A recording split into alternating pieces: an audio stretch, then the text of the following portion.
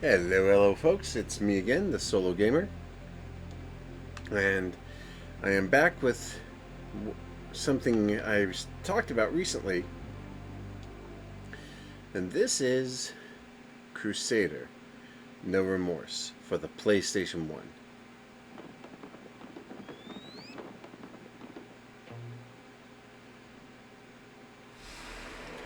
Now, this was a game made by Origin Entertainment back in the days of Wing Commander. It was one of their experimental games that came out at the time. A Tony Zurovec game.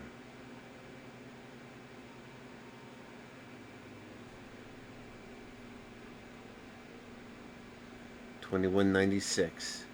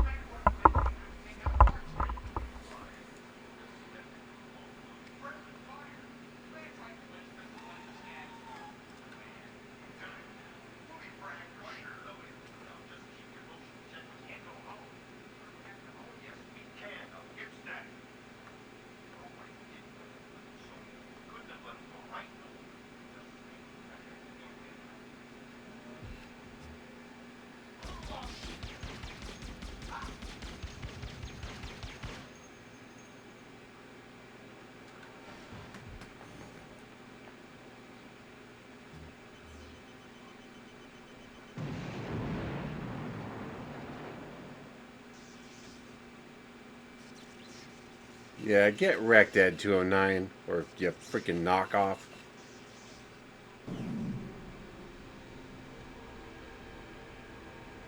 And now, one of the best menu themes ever, I hope. I think they had the original, so let's see if they kept it.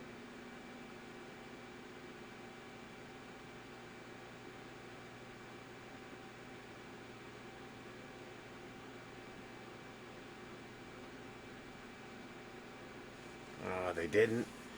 No, there it is.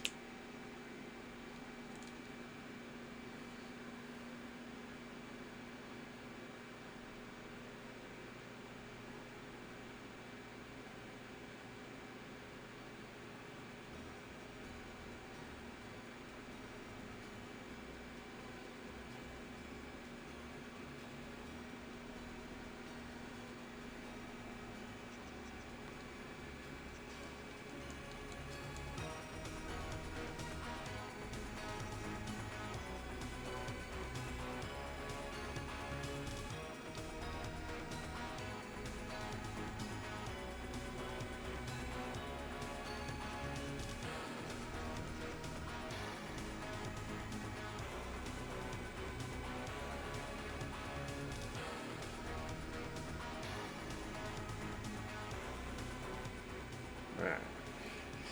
That, my friends, is the Traveler, or main menu as it was known on the OST. It is undeniably one of the best introduction themes ever made for any game, in my opinion.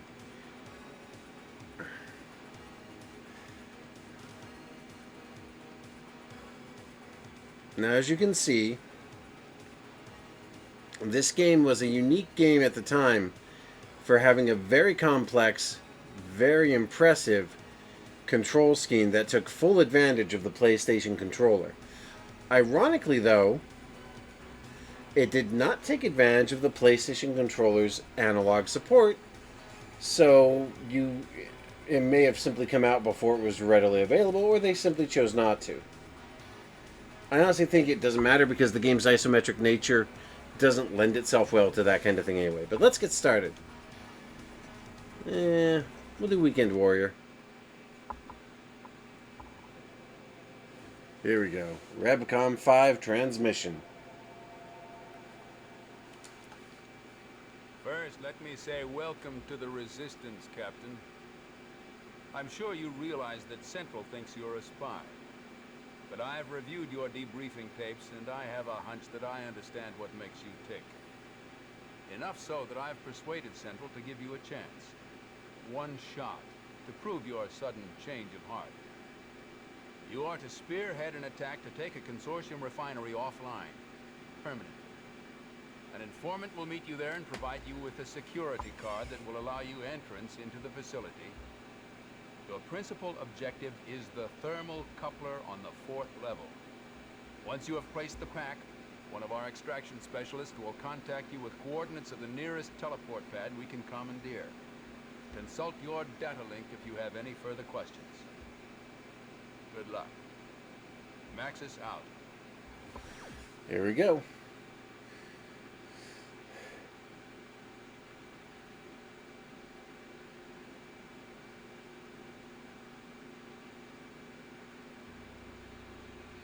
Now this game was a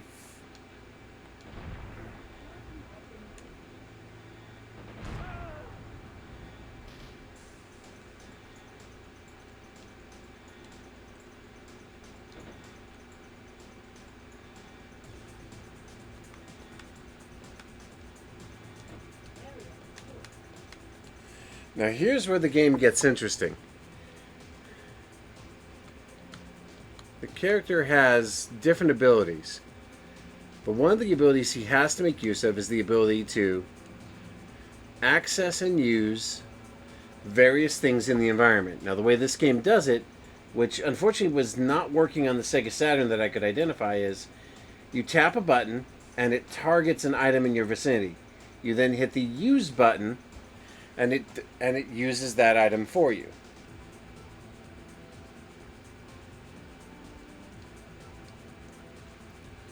So, this valve here, if I turn it on, it lights up that flame jet. Now, here's where the game is interesting, because you can do stuff like this.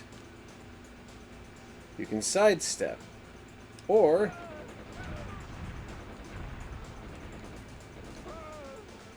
you can lock in and just unload like a psycho. And raid the enemy for weapons, ammo, and supplies.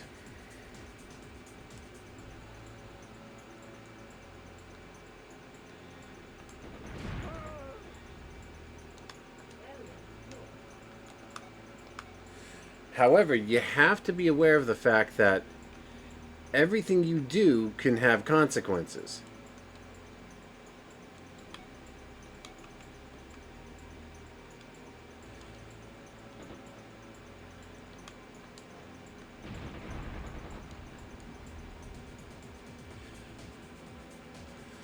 You can trigger traps, you can activate defenses, you can cause enemy spawns. It's kind of, in a strange way, sort of similar to Doom, except Doom is a first-person game. This game naturally is third-person. So you're constantly having to take the environment into account, because any action you take can have consequences in the environment as well.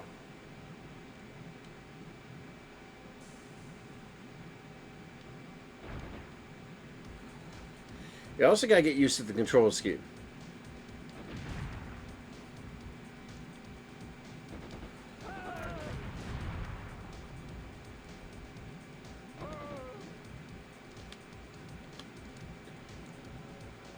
Now, one thing that is unique is that the levels change from the original PC version, which that they're not quite as unforgiving, I guess you'd say. They're still difficult.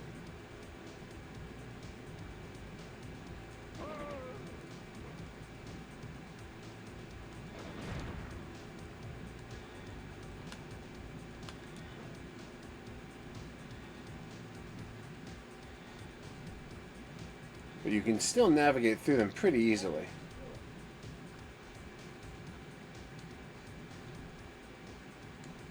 And of course, there are hidden sectors. You can open up secrets.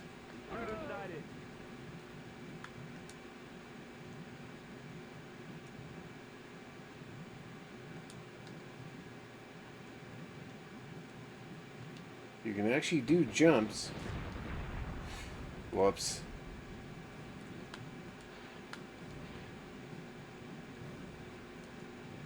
And these things would normally heal you, but I keep blowing them up. Now these panels on the ground, the grates, if you accidentally step on them, when they're damaged, they will literally fall through and you will plummet to your doom. There are a billion ways to die in this game. At any time, you can save the game. Which, believe me, they encouraged it back in the day. Like, save skimming was a regular occurrence in this game. 241.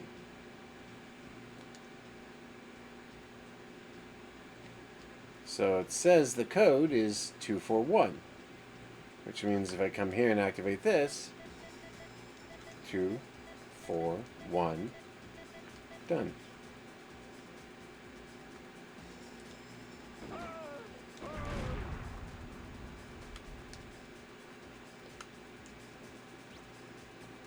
And then there's this hidden latch over here.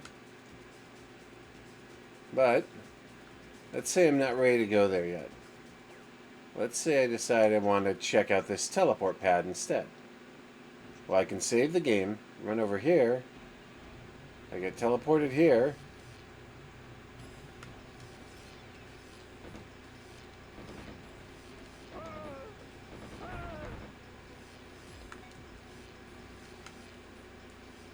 And now I'm in another sector. But in this sector, I can pick up more weaponry. So what do I have now? A shotgun and my regular rifle.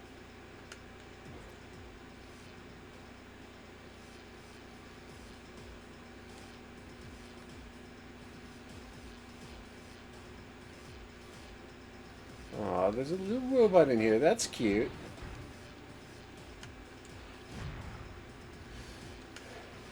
But this game is one of those games where you will find yourself digging through every nook and cranny for credits, supplies, weaponry, ammo.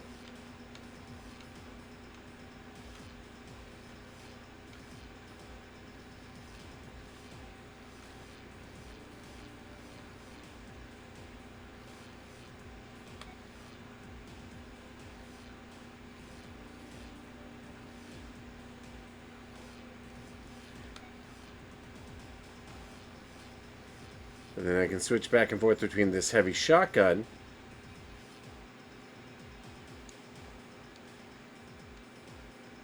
return to where I was and continue on from where I was earlier.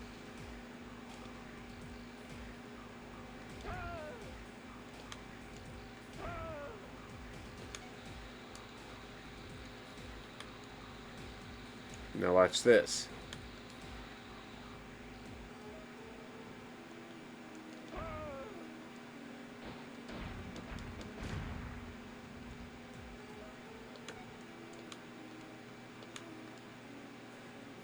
The use of WEC equipment for playing computerized entertainment software is strictly prohibited.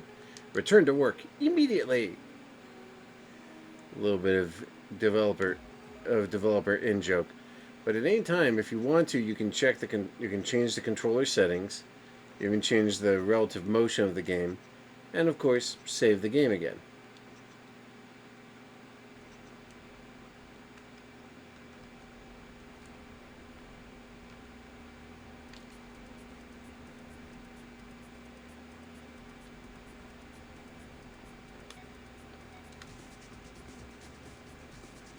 But yeah, this is one of those games that I have, in no uncertain terms, sunk a literally endless amount of of time into it.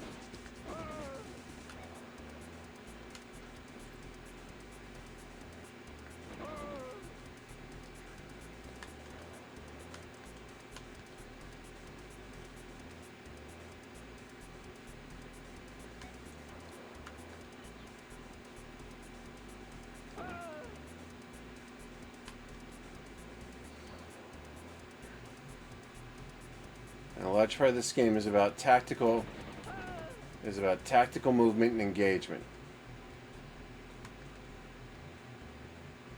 You want to move to where an enemy is located.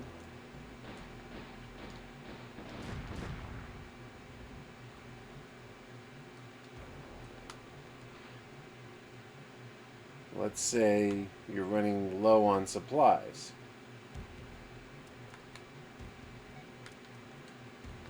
Well, what you would usually do is you would use this little cube thing here to refill your shield defenses to recharge them.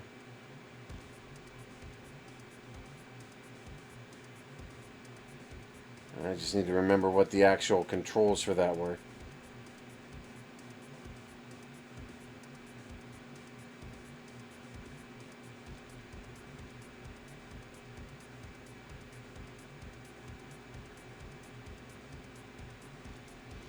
Yeah. One thing that did make the game particularly unique was its control scheme, because it didn't work quite the same way it worked in the previous game. Or, well, not the previous game, on PC, I should say.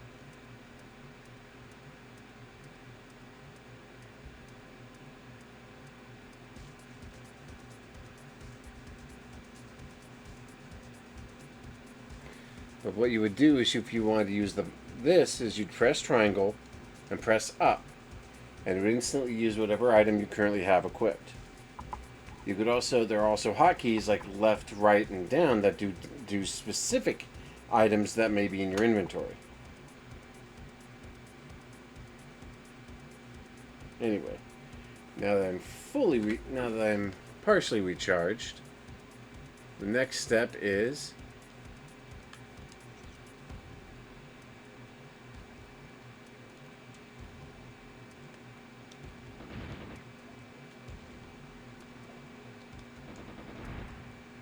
take out the mines, because the mines would be a problem if you walk into them. I love how they hold up their hands like I'm not just going to blast the shit out of them anyway. I was like, nah, man, you target, you dead. But then what you do to search an enemy is you press R1 and then immediately hit triangle once the target is highlighted.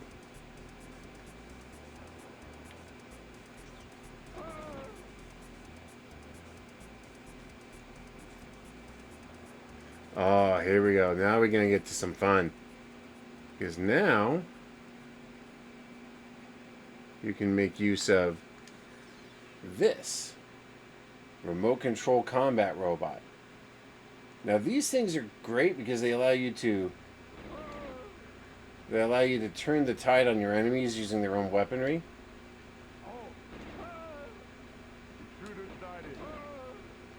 But they come with a cost, because when you use them, once you're done with them, if you haven't gotten them destroyed, you may have to destroy them yourself.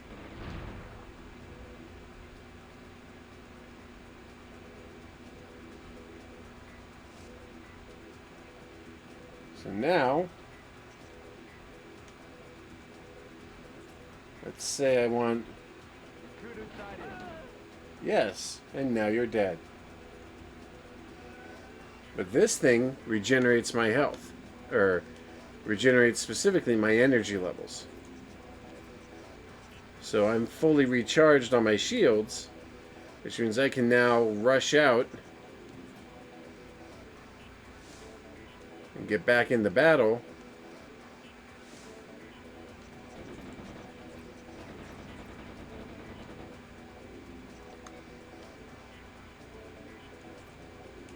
You can also use these things as a means to check local camera feeds, which is handy. 581 is this week's passcode. Okay.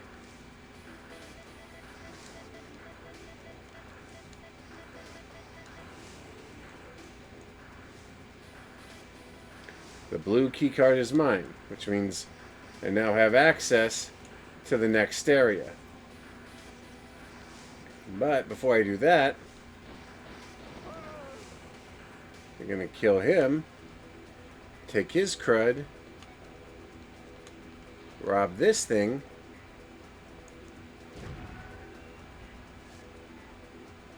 oh well, I'm guessing someone rigged that thing to blow. Okay. Very unsporting of someone, but I will find and deal with that problem some other day.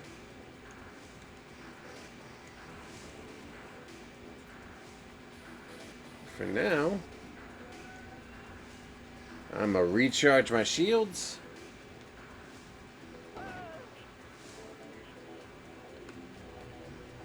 I'm going to run past the mines.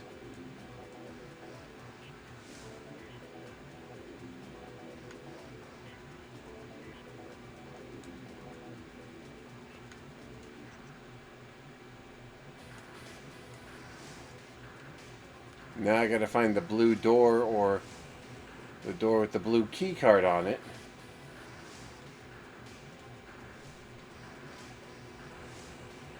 Which, admittedly, I have not played this game in a hot minute, so I kinda don't remember.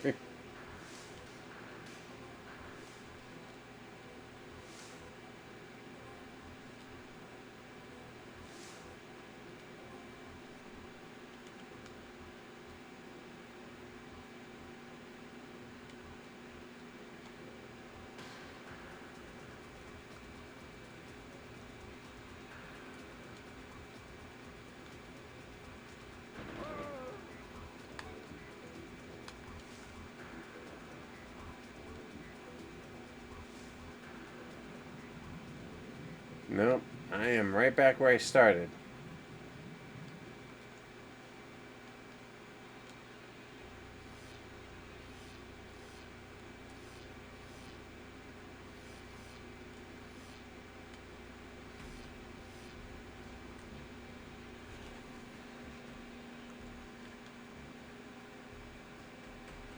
Yeah, I love this game, and it's one of my absolute favorites, but playing it on modern PC is very cumbersome because its native controller support is very limited.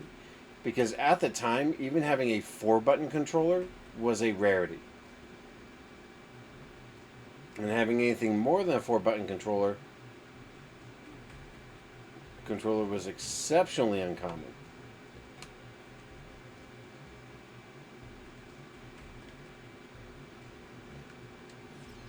There we go. Forgot about that.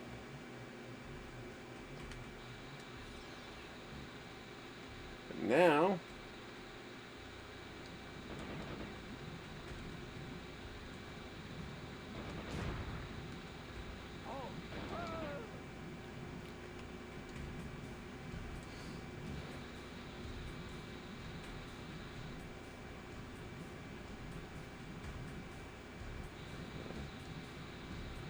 and here's a notable thing. If a game could ever be claimed to have created the concept of no OSHA compliance, this game might be it.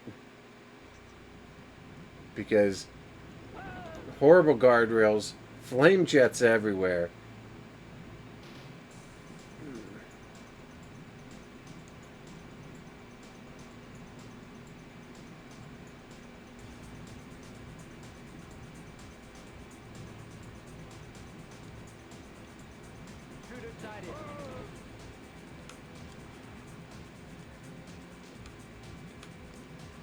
And notably, yes, all that gunk is toxic, and yes, it will kill you.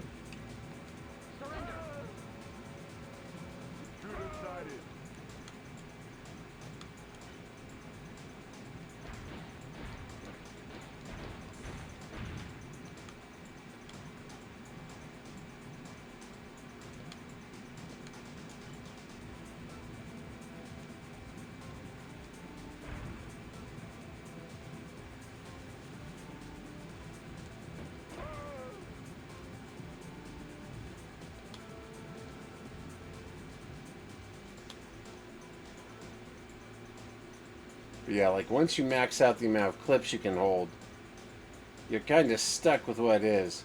Depending upon the game mode and how hard you have the settings to, your weapons and equipment will be varied depending upon those factors. 20, 30 years ago, I'd have said play it on a higher difficulty. But for people who aren't used to this kind of game, I would highly recommend that maybe not. But that being said, check this out. So I have these. These are called spider mines. What do a spider mine do? They're guided munitions you can direct into enemy structures. And on impact, they detonate like massive high explosives. Now, as you can imagine, that's very handy if you're trying to reach a target and you don't want to, say, get right next to it. You can use spider mines to do the job for you. The downside to spider mines is they're slow, and you leave yourself incredibly exposed if you use them.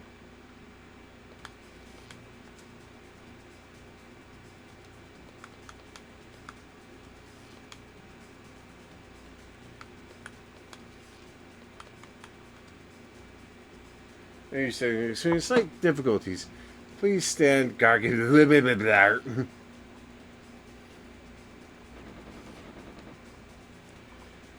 Alright, so now I've got the red key card. I can move towards my next objective.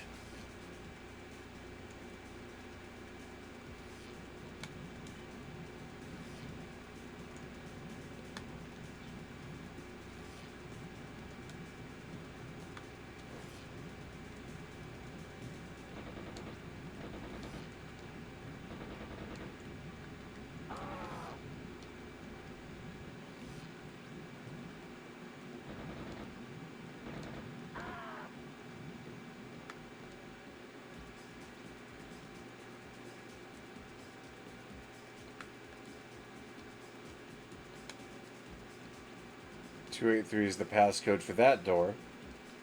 So what's hiding behind door number 3?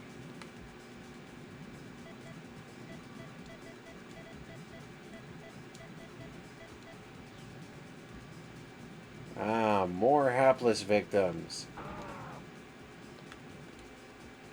And no, I don't think you're technically a good guy or a bad guy. You're just a soldier, and your job is to fight to secure freedom for the people you've chosen to throw in with. That being said, it does not mean that you don't amass a country-sized body count by the end of the game, believe me.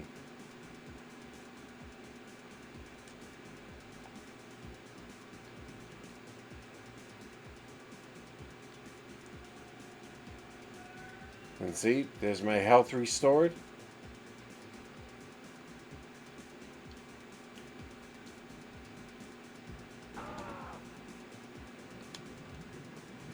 Don't know what he was aiming at, but clearly I was not the target.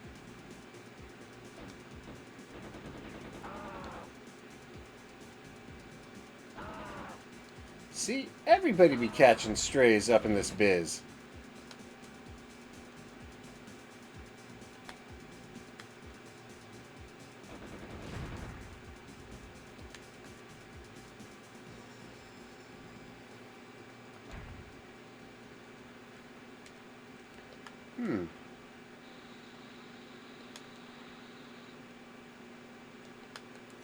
And that's the thing, like, you can use the environmental traps against your adversaries. And it can be very useful. On the other hand, it can have some unpleasant consequences because using those traps can destroy the target, and destroying the target destroys any loot they might have been carrying. So there's always risk involved. But I would highly recommend, if you're a fan of old school retro action shooters, this is about the best there was in the era. And the PlayStation version, thanks in part to its shockingly intuitive controls, is one of the best examples of that I've ever seen. It's not without its flaws, any game of this era had its problems. Most notably being difficulty. Like anything on the higher difficulty, you're going to be suffering. Because I can tell you this. This game does not play around, especially in the later levels. Ironically, though, the first level is undeniably the single hardest level in the game. Well, no, not hardest, longest. And even on the lower difficulty levels, later levels will deplete and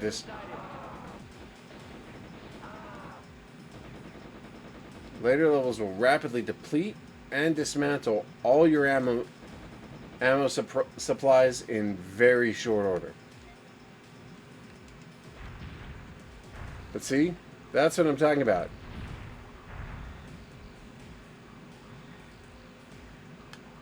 If you hit one of those stations and blow it up and it's not concrete like this one is, it will sink into the ground.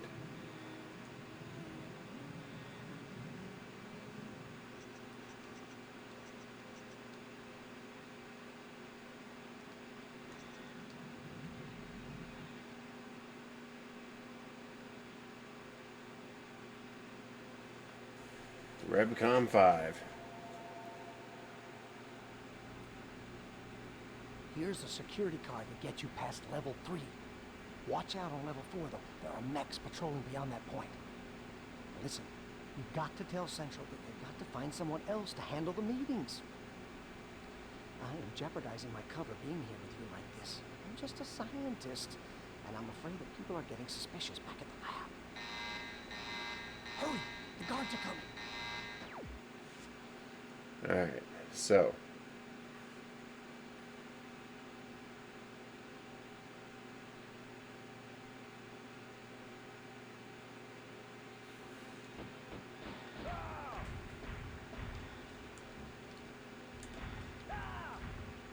But yeah, the game is one of those games that I think is an incredibly unique time capsule for what it was at the time. Like, few games of its era could ever be claimed to have been as unique as this. And I'd be lying if I said that it is definitely going to strike some people as a bit of an oddball. I mean, there's no denying that this game is a literal time capsule for the era in which it existed. But beyond any of that, it is still, hands down, one of the best games from the Origin label, and notably one of the most unusual and unique games ever produced in that era. I'm gonna save it here. So, let me know if you'd be interested in more of these sort of unique, out there, weird retro game experiences, and I'll see what I can come up with. But I do recommend that if you can get your hands on a PlayStation 1 copy and you have a PlayStation 1 compatible unit, it is, as of now, arguably the best platform to get the game for. Features all the original music, cutscenes, enhanced graphics, the whole 9 yards. It was actually a pretty impressive port, all things considered, and did a very good job of capturing the game's feel, weird as that feel was. But I definitely think the game is worth your time. And if you prefer to play on PC, you can. There's still plenty of systems out there to get hands on it. There's a version of it on the EA system, what's left of that platform. But the best way to get a hold of it is through the GOG Frontline. The GOG system has the best copy of it that I found, as it's a straight up just PC port moved over to DOSBox. And by putting it into DOSBox, you can customize all the controls for it. But anyway, I'm going to stop it here. But I, for one, definitely love this game, and I'm going to keep playing it even if this video doesn't get anybody's attention. But let me know if there's any other weird or wacky recommendations you have for retro gaming goodness that I might check out. If I have the means or the ability, I'll definitely do so. I will catch you all later. This is a solo gamer, signing off.